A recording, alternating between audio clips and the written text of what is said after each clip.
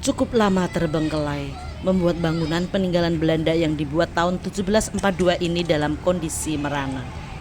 Bersyukur pemerintah tanggap dan tahun 2010 ditetapkan sebagai cagar budaya. Bahkan kemudian dilakukan revitalisasi bangunan yang berada di Kelurahan Gedung Lumbu, Kecamatan Pasar Kliwon, Solo.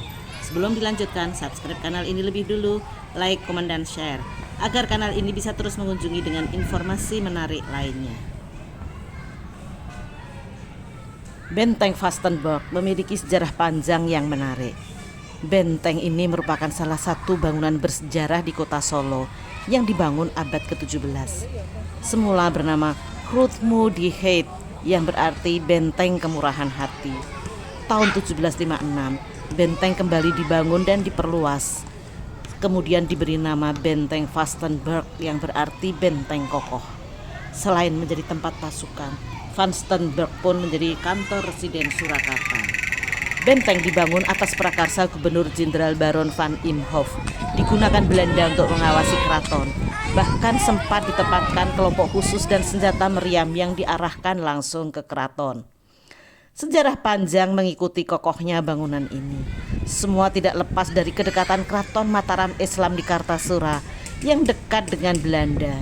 Geger pecinan bahkan membuat Belanda kian kuat menancapkan kuku di kerajaan Mataram.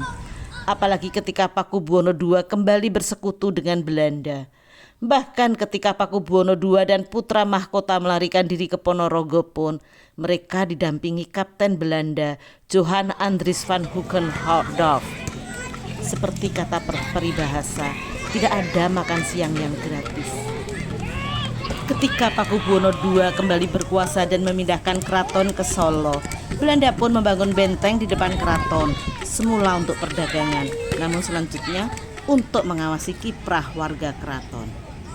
Benteng Vastenburg yang berupa bujur sangkar dengan dinding batu bata setinggi 6 meter sangat pas menjadi ikon wisata Solo. Sayangnya, gerbang pintu utama tertutup dan minim informasi untuk pengunjung. Jadi, kemana kita bertanya?